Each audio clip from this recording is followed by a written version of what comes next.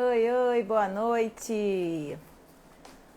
Vamos começar o Arte Nossa de Cada Dia. Hoje a gente vai conversar com o Érico Braz. Sejam todos bem-vindos. Oi, Renata. Oi, pessoal. Espiritista Nerd. Sejam todos bem-vindos. Hoje a gente vai ter um papo com um ator, humorista, apresentador. Já já o Érico entra e a gente abre a nossa live. Vamos convidando os amigos. E naquele esquema, podem mandar as perguntas que eu vou lendo, vou respondendo. Oi, Mayra. Olá, pessoal, vamos chegando. Estamos esperando o Érico entrar para a gente começar o nosso bate-papo. E aí, quem quiser fazer pergunta, ou manda nessa caixinha que tem aqui embaixo com um ponto de interrogação, ou pode colocar nos comentários. O problema dos comentários é só eu passar direto e não conseguir ler. Olá, seu Marco Aurélio. Sejam bem-vindos.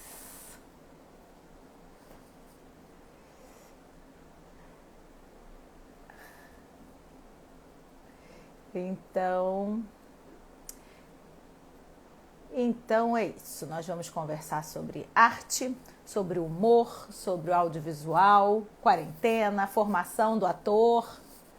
Vai ser um bate-papo bem divertido.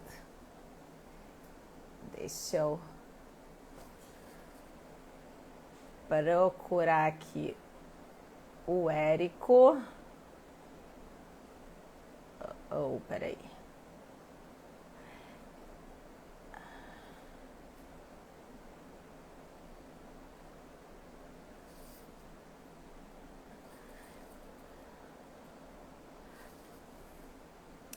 Pode chegando, pode fazer. O Érico chegou!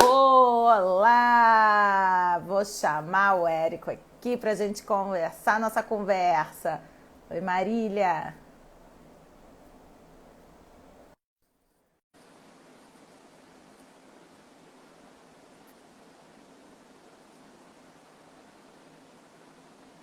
Oba, Olá! boa noite, tudo bem, Tá me Carla? ouvindo? Tô ouvindo Tudo bom, Érico? tudo. Tá ouvindo bem? Tô. Então, eu já falei, já conversei aqui com o pessoal que está chegando, que nós vamos conversar sobre formação do ator, teatro, humor, e vamos falar do trabalho durante a pandemia, né? Que os artistas estão se reinventando de uma forma geral, né? E eu queria que você começasse falando um pouco da tua formação. Você começou fazendo teatro lá na Bahia, né? Teatro de rua, e depois entrou para o Bando Olodum. Como é que foi essa tua formação, assim, pé no chão, no palco, na rua? Vou primeiro agradecer pelo convite, é um prazer estar falando com você. E essa galera que tá entrando agora ainda aí, né? O pessoal que tá vindo. Na verdade, assim, muita gente. Eu já vi algumas matérias do povo dizendo que eu fazia teatro de rua.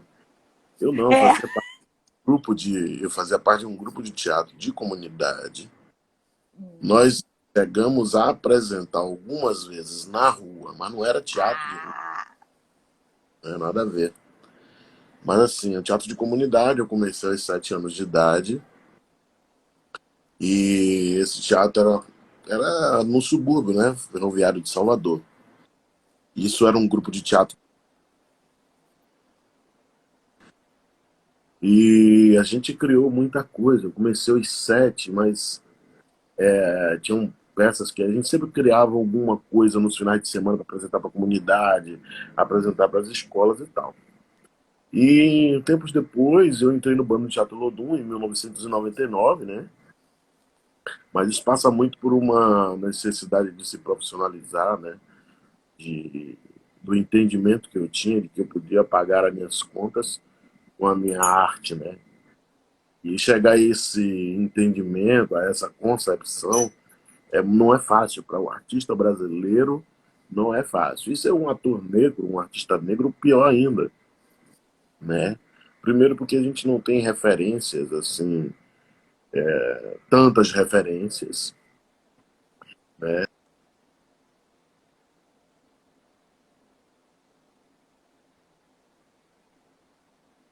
Acesso no cinema, nas telas da TV, né? Nos palcos, muito difícil. Então, quando eu entrei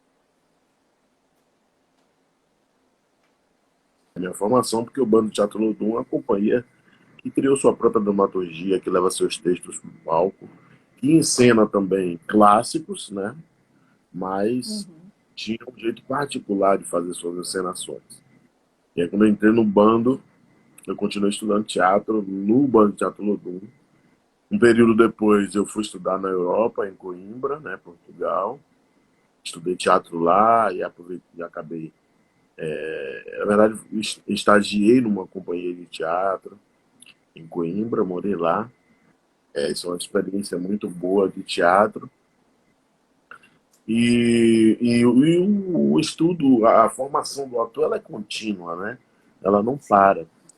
Então, sempre que eu posso, estou atualizando, estudando, fazendo coisas. Comecei a faculdade de jornalismo na época, em 2007, se eu não me engano, e não consegui fechar porque o cinema me roubou, né? Me levou. Ele disse, o cinema disse não. Na época eu fiz o Paió que Opa, me levou. aí, ó, É, foi um e eu, grande sucesso. e eu não consegui concluir lá.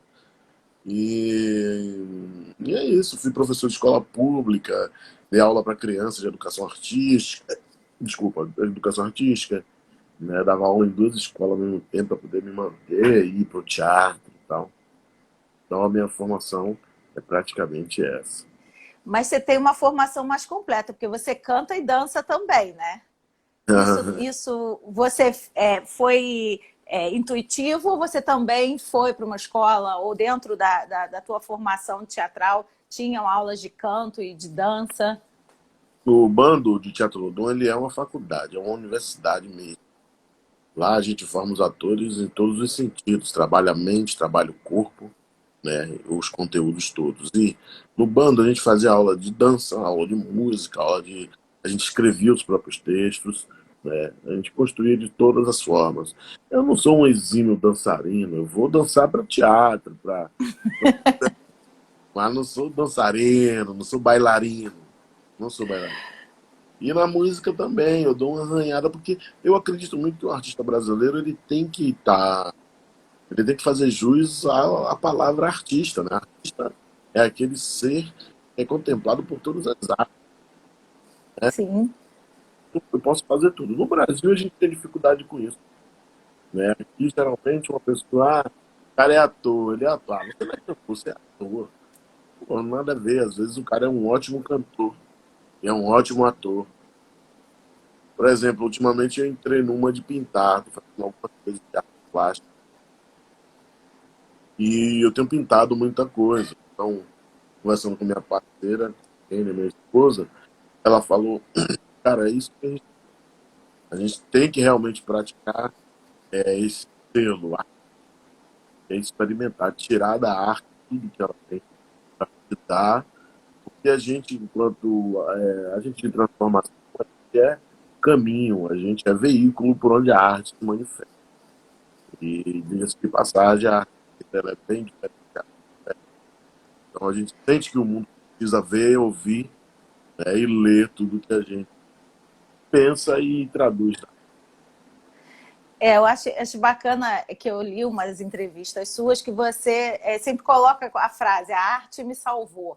Né? E nesse momento da pandemia, eu ouço muita gente dizendo, ai, a arte está me salvando, né? Porque é a forma como as pessoas estão conseguindo ter contato, né? Quem estava até então, né? Dentro da quarentena, no isolamento, É. é, como é que você vê esse processo para os artistas? Ela tem uma importância. Para quem não é artista, você acredita que agora, nesse momento, se está olhando para a arte de outra forma?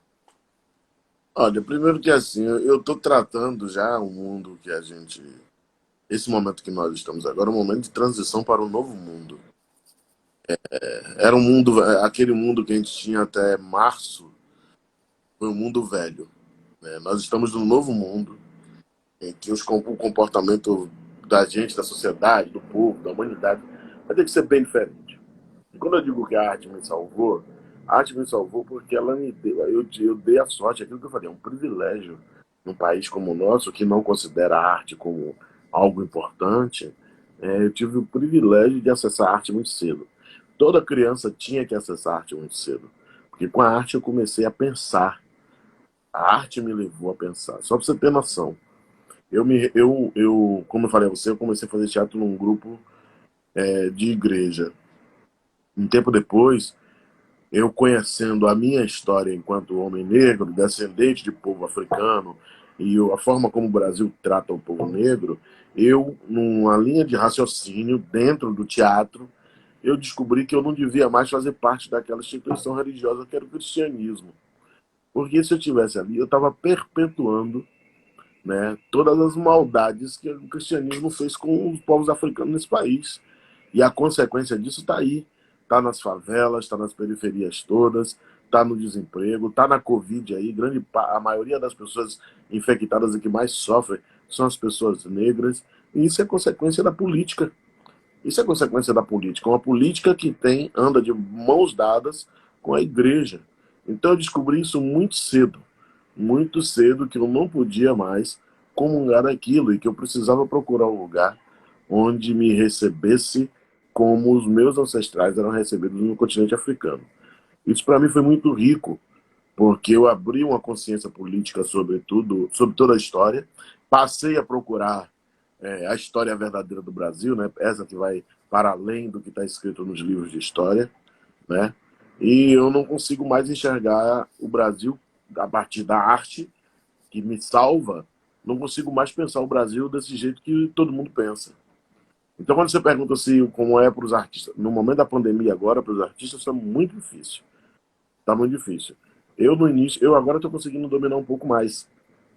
Mas no início, eu que sou um artista que estou em contato com as pessoas o tempo todo, a gente que é acostumado a subir no palco, teatro cheio, aplausos, não sei o quê, contracenar com um colega e tal, isso tudo é horrível. Mas por um outro lado, eu entrei numa reflexão que é o que a natureza está querendo nos dizer nesse momento, nessa virada de mundo. O mundo velho ficou para trás. O que a natureza está querendo nos dizer, deixando a gente em casa com uma mudança de hábito absurda, profunda. Então, para os artistas, isso está sendo muito difícil e para alguns que conseguiram superar, importante.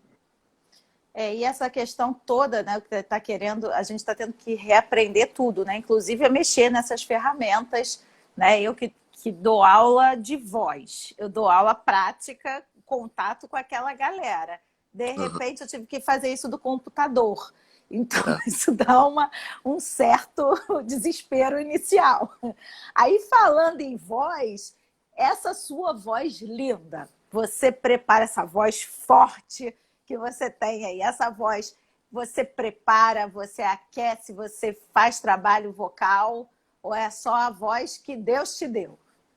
Tem a voz que Deus me deu, né? Que é muito de família. Meu pai tem uma voz forte, meu irmão, todo mundo da parte. Minha mãe tem uma voz forte também. Minha mãe canta muito. Minha mãe é do tipo, é engraçado. Eu criança já admirava minha mãe cantando no coro da igreja, porque a voz dela é aquela voz que fura o coro, sabe? A voz que sobressai, que no coro tem que cantar, tem que dar uma diminuídazinha, porque senão sobressai demais. E a voz da minha mãe é assim. Eu ouvia a voz da minha mãe de lá de fora. É ela, a voz dela. E assim, eu preparo minha voz quando eu estou fazendo algum trabalho. Isso aí eu faço todas as preparações. Quando eu vou entrar no ar, vou fazer alguma coisa, eu faço os aquecimentos. Já desaqueci a voz, mas hoje já não faço tanto. Né? O desaquecimento é o grande desafio nosso com os atores. Mas o aquecimento falar, para entrar, os exercícios básicos, eu sempre faço, né, quando eu vou fazer alguma coisa. Mas isso de preparar a voz é de extrema importância. E as pessoas não sabem, né, que elas não precisam ser artistas, cantores, não sei o quê, para preparar a voz, né? A Uhum. gente fala, canta. Para isso, a gente tem exercício. A voz, ela é igual o corpo físico. A gente malha para ficar em forma e a voz também precisa estar malhada, né? Sim, sim, é músculo também, né? Tem que preparar essa musculatura. Quando, mas você fez preparação com um fonoaudiólogo ou você fez aula de canto, ou os dois? Teve os dois tipos de trabalho? Com fono, mas fiz aula de canto. Mais aula de canto do que com fono. Porque geralmente, por exemplo, eu vou fazer musical. Os musicais a gente tem as pessoas que comandam isso, né? As Uhum. preparadoras vocais que vão lá. E também tem os diretores musicais que fazem tudo que precisa fazer para os musicais. Tem as partituras, aprender, cantar, ver, não sei o que e tal. Mas o fonoaudiólogo já fiz algumas vezes, hoje já não já tem um mas Sim. E outra coisa, Érico, quando você passa do teatro para o audiovisual, o microfone é uma questão que a gente tem que adequar à colocação da voz, né? Essa tua voz muito forte, como é que foi para você ajustar ou foi uma coisa, um processo só de diminuir um pouquinho as referências? Porque do teatro para a TV, para o cinema, né, a colocação da voz vai variando, né, de acordo com a posição do microfone. Como é que foi esse processo de transição? isso a gente vai aprendendo ao longo do tempo, né? Eu sempre fico muito atento ao. Tem uma coisa que eu gosto muito de fazer que é equilibrar o que está escrito com a força da voz. Eu não posso dizer tudo que está escrito com a mesma força. Tem coisas que eu preciso reduzir, porque eu sinto que a força, ela tem, a fala, a voz, ela tem uma força que é uma força invisível, né? Apenas os ouvidos são capazes de captar e transmitir para o cérebro o que a gente está emitindo. Então, às vezes, tem palavras que não dá para você falar com a mesma força. Tem palavras que elas só o efeito delas, o significado delas tem um efeito muito forte. Então, se você também coloca muita força naquela palavra, tem um efeito. Então, eu gosto de balancear, e isso independe do seu estado. Para mim, se dá dessa forma. Eu não tenho uma regra, até porque o meu corpo é um corpo diferente. O ator Érico Braz, eu tenho um corpo diferente, um jeito de encenar, tá, em cena, que é um jeito negro. E eu fui construindo também o meu jeito de ser. Então, eu já me conheço, eu sei como eu posso jogar. Isso depende da força, independe do que eu vou fazer. Se eu estou fazendo teatro, cinema, televisão, isso independe. Então, a única coisa que eu faço é balancear o que está escrito e o que eu decorei, o que eu estou lendo, com a força que eu vou colocar naquelas palavras. Tem algumas pessoas falando que a tua voz está picotando, não sei se é da internet. Mas você está me ouvindo bem? Eu estou te ouvindo, eu estou te ouvindo. Deve ser a conexão. É. É, E o humor? Como é o fazer humor? E assim, você já fez o humor com seriado, né? Com filme, personagem inteiro, e o humor do Zorra, que são personagens aleatórios. Cada quadro é um personagem diferente. é. Como é que funciona essa construção? Olha, você está falando interessante, porque assim, Até outro dia, até alguns anos atrás, mais ou menos uns 2015, o Tapas e Beijos terminou em 2015, eu acho. De 2015 a 2018, eu perdi a conta dos personagens que eu fiz. Eu sabia quantos personagens, mas quando eu entrei no Zorra, que é um sketch de comédia, são sketches de comédia, eu fiz Uhum. mil personagens, eu perdi a conta, eu já não sei quantos personagens eu fiz. Só que é o seguinte, o bacana do Zorra era que é um humor, pra gente que era ator, e é ator, é um exercício diário. Porque você recebe no mesmo dia você faz um político, um padre, um policial e um vendedor de rua e um cara do Uber, sabe? Então isso é muito maneiro, isso é muito bom. Porra, me deu essa oportunidade de fazer. A comédia, ela é o seguinte, a comédia eu uso ela, eu acho que eu sempre olho a comédia como uma arma, como os outros gêneros. Mas a comédia ela é muito boa porque ela comunica muito fácil. A comédia te tira do riso, mas ela também pode provocar pensamento, pode provocar reflexões, né? E eu prefiro esse tipo de coisa. Eu fazia tapas e beijos na época, que inclusive está passando agora, né? Tá passando hoje mesmo. Não, adorava tapas e beijos, eu achava assim sensacional. Que era, a elite é um compromisso menor com política, com a política que eu faço, Sim. compromisso quase nenhum, ou nenhum. Mas eu sempre primo por. Eu acho que independente do texto, independente do texto, não, independente do gênero, é comédia, seja lá o que for, você pode colocar as pessoas para pensar, pode provocar reflexão. E eu gosto mais da comédia quando ela tem essa função. Eu acho que o humor ele tem essa função de chamar para crítica, né? Para autocrítica, para você se olhar naquele personagem e falar: caramba, eu sou assim, eu tenho um comportamento desse. Né? Eu É, acho que o humor e o Zorra ele está fazendo esse tipo de humor. Né? Então, na hora que você vem como um policial e na cena seguinte você pode ser até uma criança ou um velhinho, né?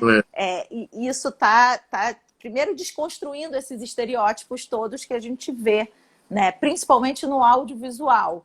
Você sabe disso melhor do que ninguém. No teatro a gente consegue fazer muitos personagens, mas na TV e no cinema me parece ainda estereotipado. Você já está enxergando uma mudança nesse sentido dos personagens? o teatro, sim, a gente consegue fazer. Na televisão, a gente consegue com sitcom ou com programas como Zorra, mas a dramaturgia de novela, do próprio cinema, é muito difícil a gente fazer vários personagens. E sem contar que quando você fala de estereótipo, tem lugares que são marcados, né, na dramaturgia, na teledramaturgia brasileira e até na dramaturgia no geral, né, no cinema. Lugares marcados. Eu estou falando de personagens que são escritos para determinadas pessoas. Uhum. É muito difícil ver um cara como eu, com um ator negro, fazer um personagem que tem autoridade numa trama. E como as mulheres, a mesma coisa acontece com as mulheres negras. Ah, são sempre as empregadas. É muito difícil. Isso para mim é o mais complicado. Não que seja um problema fazer empregado, ter empregado, tá beleza. Mas eu estou falando que história está se contando para ser empregado Uhum. doméstico. Que história você está construindo? O que é que você está construindo no imaginário popular brasileiro, deixando negros só fazendo empregado, só fazendo ladrão, só fazendo porteiro, só fazendo motorista? Pô, o que é que você está. Sabe o que eu estou dizendo? Então é difícil. É muito difícil. É difícil fazer vários personagens no cinema e é difícil um negro fazer um personagem que tenha uma influência numa trama do cinema brasileiro. Isso é uma crítica, Ai, porque ou a gente vai aprender a construir o nosso próprio cinema, e eu tenho batido nessa tecla.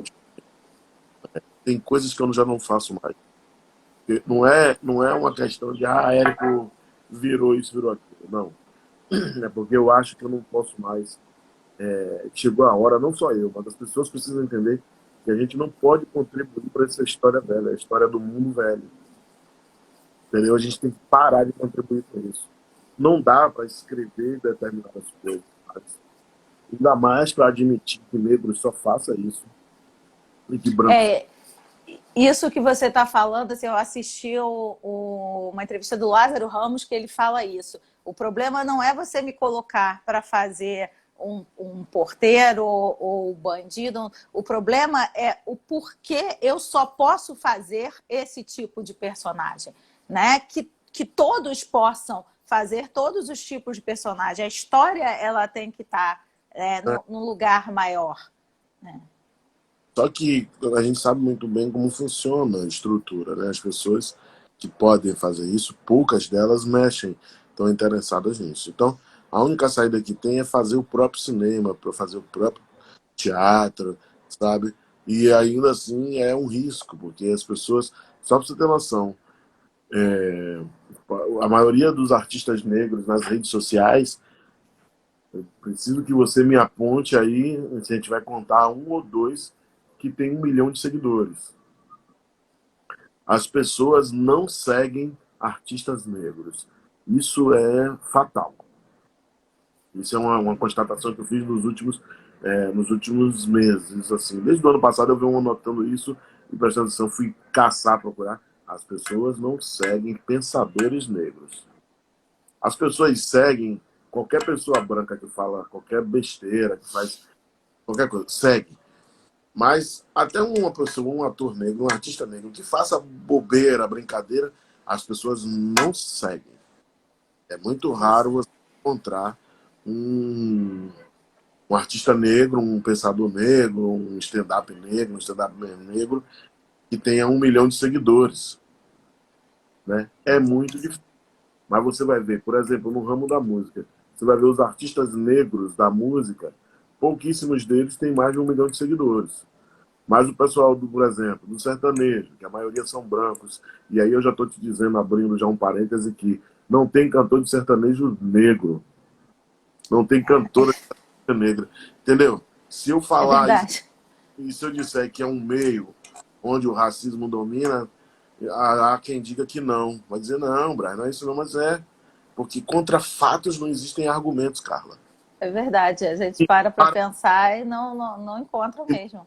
cantor de sertanejo negro, que é o estilo atual, onde está se ganhando muito dinheiro, né? Aí você vai Sim, sim. ver o sertanejo negro, muitos deles são talentosíssimos. Eu adoro. Conheço vários. São talentosíssimos. Mas tem uns que não são.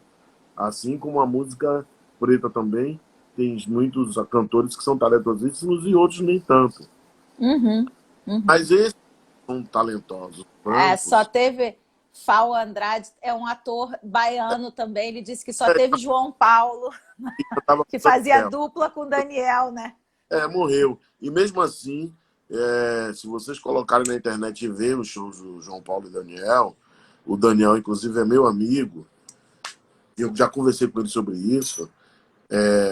Sobre exatamente isso que eu vou falar agora, não, mas já conversei com ele sobre o João Paulo, que ele gostava muito, eles eram muito amigos, e ele sente muito a falta dele. Se você for olhar os vídeos do show deles, quem faz as imagens, por exemplo, eles estavam no show na TV. As câmeras iam sempre no Daniel. O João Paulo Daniel. de banda. Né? E só para não perder o fio da meada do que eu estava falando, o cantor do sertanejo menos talentoso tem mais seguidores que o cantor de música preta brasileira, qualquer artista negro brasileiro que é super talentoso. Um cara que não tem tanto É. talento. Então as pessoas não seguem artistas negros. Né? Isso é uma ditadura que está instalada já há algum tempo, a internet está se renovando sempre, mas ela já vem instalando uma ditadura racial muito séria que as pessoas não têm prestado atenção, Carla. Por quê? Porque os influenciadores digitais são os verdadeiros mandantes do mercado, da publicidade.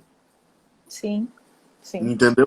Então já está se delimitando, já se delimitou o espaço do negro na publicidade do futuro. O marketing, ele procura pessoas que têm milhões de seguidores. Né? As marcas estão. É. Então, elas vão continuar, e a gente precisa prestar atenção a isso. Elas Isso vão é continuar verdade. como faziam na televisão. Só boto minha marca no apresentador branco, no artista da novela X. O protagonista da novela tem que ser a menina branca, o menino branco, para eu colocar minha marca. Entendeu? Está acontecendo isso na internet agora. Porque os pensadores negros, as pensadoras, os artistas, as pessoas que fazem arte, que pensam, que produzem ciência política, não chegam a 1 milhão de seguidores. Eu tenho um grupo, até já se formaram um grupo de alunos, eu tinha uma turma que, pela primeira vez, a maioria da turma era negra, né? Que é uma coisa rara numa faculdade particular. Mas essa turma era uma turma majoritariamente negra. E eles se uniram de uma forma que eles criaram um grupo deles, eles fazem teatro, criaram uma companhia de teatro, e eles falavam muito isso. Eles falavam, Carla, a gente até para se candidatar, porque o nosso curso é de licenciatura, né? Então a gente forma professor de teatro. Até para a gente se candidatar, para dar aula num curso de teatro, né? Para eu dar aula numa escola, se eu for concorrer com um branco, eu vou perder, não importa o meu currículo, né? Por conta desse racismo estrutural que a gente tem. Né? E que, infelizmente, a gente ainda está, sim, o ator, o Vinícius Veloso, você participou dessa turma, exatamente, você era dessa turma. Aí deixa eu só pegar um gancho aqui que o Fal pediu para perguntar, que ele sentiu isso quando veio para o Rio, da questão do sotaque baiano, que ele era muito limitado ao fazer testes e a procurar trabalhos por conta do sotaque dele. Ele pergunta se você sofreu isso também com teu sotaque. Eu sofri, mas sofri muito, muito sutilmente, né? As pessoas sempre falam, repete aí, vamos falar de novo, fazer de novo. Por quê? Não, você não ficou mais de novo aí, tenta carregar um pouco menos. E aí isso é complicado, né? É complicado porque assim, o Brasil é muito grande, são vários Brasis, né? O Brasil tem Sim. vários Brasis, é assim que se fala. E isso é uma verdadeira, essa xenofobia, ela é antiga, né? O Brasil, ele constrói cultura a cada esquina e a gente não pode anular isso. Às vezes, a quantidade de atores que eu já conheci que disseram assim, pô, mandaram eu tirar. Tem uma escola no Rio de Janeiro chamada CAL. A CAL, ela pede para os caras, os professores falam, esse sotaque aí você não vai chegar em lugar nenhum. Eu já ouvi alunos que me contaram isso. Quer dizer, sabe, existe uma falsidade ideológica nesses espaços de educação, né? E a gente precisa estar muito atento. Eu nunca mudei, não. Quase poucas vezes que falar, eu mudei, não. Mas acontece assim, eu vou me adaptando muito fácil ao lugar onde eu tô, sabe? Onde eu tô. Se aqui, por exemplo, eu tô no Rio de Janeiro, a convivência, automaticamente eu vou pegando o sotaque do lugar. Isso é uma coisa muito particular minha, assim. É um É, problema. Então, até porque o carioca tem um sotaque, né? Que a gente acha que carioca não tem sotaque, né? Assim, é como se o carioca fosse ali, acima de tudo. o sotaque do Brasil é o sotaque carioca. Mas não é. Isso é muito, Carla, sabe? Porque isso é muito reforçado pelo que a gente vê, né? A gente vê mais a TV que está no Rio de Janeiro. Está no Rio de Janeiro e São Paulo. Então, esses dois sotaques, eles se cruzam em determinado momento. E é afirmado nas novelas, no cinema, né? Os atores, a maioria das vezes, são cariocas. Os que não são cariocas vão para o Rio de Janeiro, mas limpam o sotaque, se enquadram. Então, isso fica muito forte, né? Parece que o sotaque do Rio de Janeiro é o sotaque do Brasil. É, exatamente. Agora, me conta uma coisa: como é o seu processo para preparar, construir um personagem quando você recebe o texto? Como é que começa? Personagem novo, vamos dizer que seja de um filme, uma obra fechada, você já sabe como ele começa, até onde ele vai. Recebeu o roteiro, como é que é o seu trabalho de preparação desse personagem? Geralmente, olha, eu geralmente leio, eu sempre penso ele a partir de mim, né? Eu acredito que todos nós temos todos os personagens dentro da gente. Eu quando eu digo assim, eu posso ser uma criança, um padre, um motorista, um assassino, um atirador, sabe, um maluco, uma pessoa de rua, um mendigo, tudo isso está dentro da gente. Uhum. Eu, quando recebo o personagem, diz assim, esse personagem é um político. Eu vou lá e abro a porta do político que existe dentro de mim.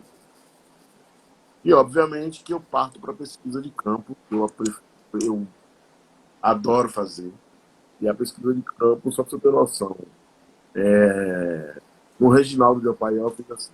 Eu saí, entrei num táxi com um taxista, saí com ele, fiz uma corrida falsa, assim, tipo, me leva ali, eu não precisava ir, mas fui eu poder conversar com ele, pegar os caras, cara, entender como é a rotina dele, como ele fala, como ele dirige, se ele obedece as regras de trânsito, se não.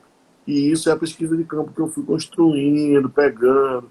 Quando eu entrei na sala de ensaio para fazer, eu estava com um cara, o meu taxista, que existe em mim, desculpa, mas também tinha um pouco da vida dos taxistas que eu vi por ali. Então, eu sempre faço isso. E aí eu vou mergulhando e criando o jeito de andar, o jeito de falar, o jeito de olhar. Até porque é um personagem, é uma outra persona, né? Então não pode Uhum. ser eu. As pessoas não estão interessadas na vida do Eric Braz. Braz, eu vou lá e faço eu mesmo? Não. Vou lá e faço um personagem. A pessoa está pagando para ver um personagem. Tá lá, foi lá no teatro, pagou para me ver. Vai no cinema, pagou para me ver, não. Vai ver eu interpretar uma outra persona, uma outra personalidade, uma outra personagem. Então eu faço muita pesquisa, eu olho muito, eu uso a roupa do personagem em casa, tá? Pode fazer isso. Eu gosto de assistir algumas coisas que têm a relação com o universo do personagem. É engraçado, você olha, você diz assim, vou assistir esse filme aqui. Esse filme me emociona. Emociona você, Carla, mas o personagem que você vai fazer talvez não emocione, entendeu? Eu, É Érico Braga, eu verdade. assisti determinada obra, eu não gosto de determinada coisa. Mas o meu personagem no universo dele assiste esse tipo de coisa. Lá, então eu vou construindo, até chegar na frente da câmera, na frente do palco, que ainda não é o ponto final. Às vezes a obra acaba e o personagem não está pronto. E no caso do Tapas e Beijos, que ficou muito tempo, né? O teu personagem ele foi reinventando também, né? Ele foi amadurecendo, foi construindo outras histórias, como acontece com a gente, né? Na nossa vida cotidiana, né? A obra tinha. Você vai se relacionando, né? O personagem vai se relacionando com outros personagens. Então vai criando a comunidade, né? Vai virando uma Uhum. comunidade e sociedade. Sociedade da ficção, né? Mas, e aí você vai desenvolvendo. Tem coisa que você tira, tem coisa que eu não lembro mais, no início. Aí tem coisa que você vai ganhando. Eu gosto muito de olhar as pessoas na rua. Eu gosto muito. Porque eu costumo dizer que o meu serviço é contar para elas como elas são. Uhum. É contar para o ser É humano como ver- ele é. Não como eu sou. Como eu sou não interessa. Eu conto para as pessoas como elas são. É de um texto, mas eu olho muito na rua. Muito. Eu olho o jeito que uma mulher anda, eu olho o jeito que um cara anda, como uma criança se comporta, como uma senhora de um idoso, sabe? Como um deficiente, como um mendigo. Eu fiz o personagem de uma peça que era o Bom Cenário, uma peça que eu fiz acho que em 2011 no Rio de Janeiro. Eu fazia um cara que era contador, era um contador de uma empresa, e ele lidava com o dinheiro da empresa e com o cara que tinha uma empresa que estava achando, que era editora e tal. E como era um cara meio enrolado, meio, sabe, dava jeito em tudo e tal, da forma dele, eu fiquei pensando, pô, como eu vou construir isso? Né? Engraçado que eu nunca tinha feito um personagem com tanta importância do ponto de vista político dentro de uma trama. É um contador, o cara que mexe com dinheiro. muito difícil botar um dedo para fazer isso. Mas caiu na minha mão e eu disse, pô, como eu vou construir isso? E aí eu fui andando, andando, andando, eu vi muita coisa, falei com o meu contador e tal, e o personagem não chegava. Fui ficando desesperado no processo. Essa porra do personagem chegava e dizia, meu Deus do céu, eu não vou entrar no palco fazendo eu mesmo. Não é possível. Numa dessas, num desses final de semana, eu fui para Salvador. Passando em Salvador, na Cidade Baixa, quando o carro que eu tava virou a esquina, assim, tinha um mendigo sentado no chão, com um saco imenso. E ele tinha um tique nervoso na mão, que era isso aqui. Já pegou pro dinheiro. Ele ficava assim o tempo inteiro. Ele ficava assim o tempo inteiro. E eu fiquei olhando para ele, depois eu voltei de carro de novo, eu disse, não é possível. E ele assim, tava e falava sozinho assim. E tinha um meio tique nervoso, coisa tal. Cara, eu disse, achei. E Sim. na segunda-feira eu cheguei no ensaio e cheguei com esse personagem, com esse tique do que entrou no personagem como uma luva. O ator ele precisa observar muito, né? Ele precisa estar com os olhos e os ouvidos atentos à sua volta, ao mundo à sua volta, né? O mundo é uma orquestra, né? O mundo é uma orquestra. Tudo faz parte. A partitura, você tem que ler o mundo. Tem que ler a partitura do mundo para saber andar. E o artista que não faz isso pode desistir, meu querido. Não dá para você mentir, falar do seu pensamento, do seu conceito pré-estabelecido, o que é uma mulher, o que é não. Você tem que ver uma mulher, você tem que conversar, você tem que vai imitar um cavalo, você tem que ver um cavalo, que é um cavalo. Verdade. Não dá para você fazer dos seus preconceitos, dos seus conceitos estabelecidos determinada coisa. Você pode fazer uma planta, né? Não, tem que entrar no universo do personagem, né? Sair do nosso mundinho. Por aí. E você está fazendo A Marília Matos também foi minha aluna lá na Estácia, ela disse que é muito sua fã. Marília Ah, também uma atriz fantástica. ah, ah, Me conta uma coisa, você na pandemia, junto com a sua esposa, com a Kênia, vocês estão desenvolvendo um projeto online, pai online, não é isso? é, Como é que surgiu isso? Como é que está funcionando isso, né? Trabalhar de casa na criação e na execução de um projeto? o Pai Online é o programa que estreou no É de Casa, né? A gente vai agora para a terceira semana. São 4 episódios, já foram 2. Sábado agora tem o terceiro, depois o quarto fechando. Eu pensei no início em homenagear, fazer o mês dos pais, né? Mês de agosto, dos pais. E fiquei pensando como os pais estavam vivendo na pandemia dentro de casa com as crianças, o que não é normal, né? Eu fiquei curioso com isso, como eles estão conectados. E eu pensei, pô, muita gente tá trabalhando de casa, tá fazendo home office, tá conectado, tá online o tempo inteiro e não deixa de ser pai. Agora tá tendo que assumir a paternidade de qualquer jeito, não adianta correr. Os filhos estão dentro de casa, eles vão estar online mesmo que não queiram. Entendeu? E aí veio a ideia de falar do pai online, que são diversas formas de paternidade. A ideia é a gente mostrar para todo mundo que é possível ter uma paternidade responsável, sabe? Ser pai. E ser pai independe do laço sanguíneo, né? Tudo isso a gente tem, independe. Às vezes, essa semana que vem, agora mesmo, a gente vai mostrar uma família genial, um cara que adotou uma criança, ele teve filho e morreu.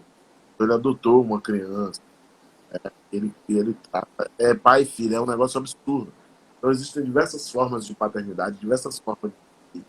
E a paternidade ainda é a melhor saída, e ela existe de várias formas. Então, o projeto, ele consiste nisso, e eu e Kenny, a gente foi conversando, escrevendo, e já deu aí 4, 5. E vem mais por aí? Por enquanto não, a gente está terminando isso, eu estou escrevendo livro, estou escrevendo peça, estou pintando, estou enlouquecendo, fazendo música, minha filha, tudo doido. Tá botando a arte toda para rodar. Agora, eu preciso, eu preciso. Meu livro está quase pronto, eu não quero lançar logo agora, porque teria que lançar virtual e eu gosto de aglomeração. Então, É todo mundo lá para pegar autógrafo, abraçar, né? ah, sobre fotografar e tal, loucura. É isso que eu Isso quero. aqui. E se você voltasse a estudar hoje, o que que você esperaria encontrar numa escola de formação de ator? Numa escola de formação de ator teria que ter responsabilidade. As escolas de formação de ator, elas são segmentadas. Elas ensinam cultura europeia o tempo inteiro. Elas querem que as pessoas que já nasceram com o seu dom e que precisam estudar, claro, mas Uhum. essas pessoas não podem apagar o seu talento nem o seu jeito de fazer, porque é essa diversidade, é essa unilateralidade, essa singularidade, essa subjetividade que faz o artista. Então, quando você bota as pessoas na sala de aula, numa escola de teatro, para ensinar a ser artista, é falta de responsabilidade com a arte, entendeu? É muito tendencioso, é muito perverso, desonesto fazer isso. Então, uma escola hoje ela teria que entender a transversalidade cultural que existe no Brasil. Que não é uma Sim. cultura um só. Existem várias transversais, várias, várias. E que o eixo da cultura brasileira não está no Rio e São Paulo. Não Não, e está. agora a gente, durante a pandemia, pôde ver isso porque com a internet você está vendo artistas do Brasil inteiro. Né? Então, eu participei de um festival que o Paulo Vilhena organizou, que é Festival Filme em Casa. E aí eu conversava, o meu grupo era eu, um rapaz de Salvador e uma moça que estava em Buenos Aires. Então, foi feita uma conexão com atores, produtores, diretores do Brasil todo que não se conheciam e tudo virtual. E aí você vê, são muitas histórias, são muitas particularidades para você administrar, para a gente achar que existe só uma linha, né, de raciocínio. A própria voz, jamais eu vou chegar numa voz como a sua, como você também não vai chegar numa voz como a minha, porque tem toda uma estrutura que vai formar isso, né? Então é sair da receita de bolo, né? É bem complicado isso. Eu sempre vejo as escolas de teatro como um verdadeiro. É muito bom. É bom porque você tem um conteúdo que você precisa aprender, que você pode aprender também em casa, não tem problema. Passar pela universidade é importante, passar pela escola de teatro é super importante, ter uma formação acadêmica é importante. Mas às vezes eu vejo muito como uma incubadora, sabe? Pega uma cuba de gelo em que a água vem de diversas formas e você bota todo mundo numa fileirinha e congela. As pessoas Todo mundo viram igual. e com os Aí você vê, você foi formado na escola tal, né? Todo mundo igual assim. todo mundo igualzinho, com a mesma cara, o mesmo perfil, querendo ir para o mesmo lugar, fazer a mesma. É verdade. E o que você acha que não pode faltar num ator? O que é fundamental para um ator? Arte. Tem que ser artista. Tem que ser artista.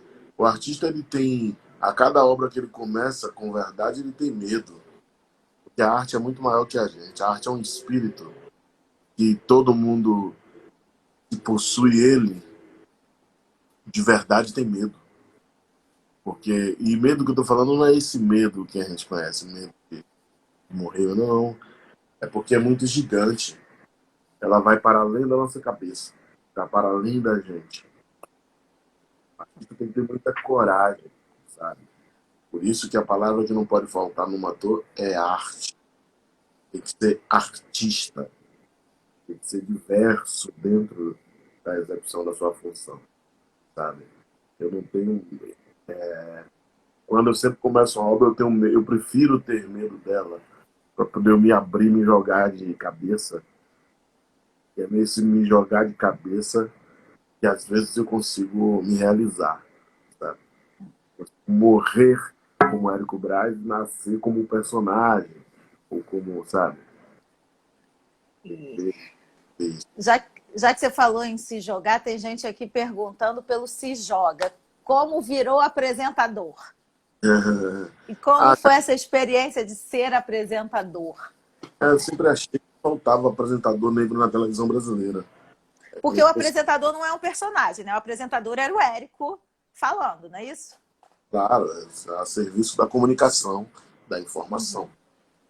E eu sempre achei que faltava isso na televisão brasileira, né? De ter um. Isso eu fui encaminhando, fazendo coisas na minha carreira, só que chegou um determinado momento eu comecei a me programar para isso e as coisas vieram. Não é fácil, é um lugar diferente, tem muito tempo para se preparar tanto, né? Mas, assim, por exemplo, no Se Joga eu tive alguns meses de preparação. Eu com o Fernando, aí com o Fernando e Fabiana, que chegou depois. Mas a gente foi acertando, vendo, ensaiando, lendo, vendo como é. Aí eu fui aprendendo no andar da carruagem a fazer. Mas, assim, eu sempre sentia, tinha uma admiração muito grande pelo apresentador. E me incomodava não ter apresentadores negros na televisão. E isso tá E sendo fazer o apresentador ao vivo é mais difícil ainda? muito difícil. Vocês não têm noção. Eu tô falando com você aqui agora ao vivo, todo mundo assistindo, tem um ponto aqui que a pessoa tá Alguém gritando, falando no seu ouvido. né? Um TP na sua frente, você tem uma plateia, você tem equipe técnica, você tem assim. Então, é um jogo de cintura bem complicado. É um balé bem dançado. É, é por isso que tem que ter já esse domínio todo do teu corpo, da tua voz, da tua fala, para na hora funcionar, né? Coisas ajudam. Essas coisas ajudam. É uma composição, né? Essas coisas ajudam, mas o bacana é que é tudo muito efêmero, né? Coisas Sim. acontecem, tem. E amanhã de novo. Por mais que você siga um roteiro, o bacana é quando você surpreende, né? Você surpreende com a sua apresentação, mesmo sendo no mesmo lugar, no mesmo horário. As mesmas pessoas juntas, né? O desafio é surpreender. E como é que você imagina que vai ser o mundo artístico, teatro, cinema, televisão, internet, depois dessa pandemia? Eis o desafio que eu te falei no início. Eu acho que a natureza está propondo para a gente um desafio muito grande que a gente ainda não entendeu o que é. A gente não entendeu que é um desafio de se reinventar. A televisão, sim, já entendeu, eu acho. Tá vendo que é tudo diferente. Eu, por exemplo, estou fazendo Pai Online e estou fazendo de casa, Sim. gravando em casa. Então, algumas coisas já estão definidas, a gente já consegue ver. Outras não, sabe? Uma coisa que dá para ver é que a gente não pode mais viver como a gente vivia do ponto de vista da política, né? Política artística mesmo. Não dá mais para o artista viver como viveu. Os teatros não vão estar mais como era antigamente, me parece. Não sei se vai poder É. liberar a gente, né? Isso é tudo uma incógnita, não sei. Enfim, um monte de coisa não vai poder mais ser como era antes. Mas do ponto de vista da arte, na arte em si, é uma coisa que a gente vai ter que entender. E aí eu queria te pedir, faltam 5 minutinhos para a gente acabar, mas eu queria pedir para você deixar um recado para a nova geração de atores, essa galera novinha aí que ainda está com a cabeça fresca, que vai ocupar os seus espaços. Cada um pensar em ocupar os seus espaços com criatividade. A arte, ela não para. A arte é o movimento da vida, né? É por isso que eu falei lá no início que tem lugares onde que a gente considera a arte como algo importante na construção social. O Brasil precisa aprender muito sobre isso. Então, os novos atores, os novos artistas, eles precisam abraçar essa missão, porque abraçando essa missão e cumprindo ela, eles vão conseguir sobreviver. Porque se ficar no barco do que já está aí, a gente corre o risco de ir perdendo. Só para vocês terem noção, é muito raro hoje. Antigamente você ouvia as crianças dizerem: ah, eu quero ser artista. Hoje você já não ouve mais, né? Voltou-se a repetir muito que a arte é sinal de vagabundo, de não sei o quê. Então as crianças não querem mais ser artista. Porque Então, você só é artista se você estiver nada, na Rede Globo, por exemplo. Se não é, não, você é ator? Não, nunca te vi na televisão. não é. Então, o grande recado que eu deixo é: descubram, façam o novo, provoquem o novo. A arte é provocação, sabe? A arte é reflexo da vida. A vida está aí, está rolando. Como eu falei, o mundo é uma orquestra. A gente tem que descobrir que parte da partitura a gente entra, o que a gente toca, que instrumento a gente toca, sabe? Para poder a gente contribuir com o que a gente está se propondo a fazer, né? E é a arte. E é isso que você fala, a arte salva, né? A arte une as pessoas, é a arte que está fazendo a gente respirar um pouquinho durante esse período estranho, né?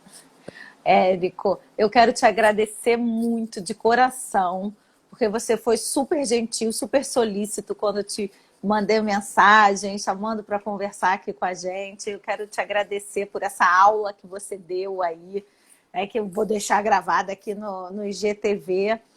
Agradecer muito aí por toda a sua contribuição para a nossa cultura e que seja daí para frente, que tenham muitos outros projetos, muito trabalho, que você e a Kênia aí continuem escrevendo o Pai Online, a Mãe Online também, pode ser.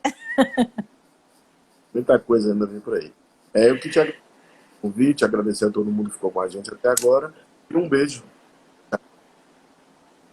Um grande beijo, muito, muito obrigada. Obrigada a todo mundo aí que assistiu, que passou por aqui. E a gente vai se falar. Ih, acho que caiu a conexão dele. Vamos ver. Gente, obrigada. Então, vai cair aqui também a minha conexão. Um grande beijo para todos. Até o próximo. Acho que a do Érico caiu mesmo. Tchau, tchau.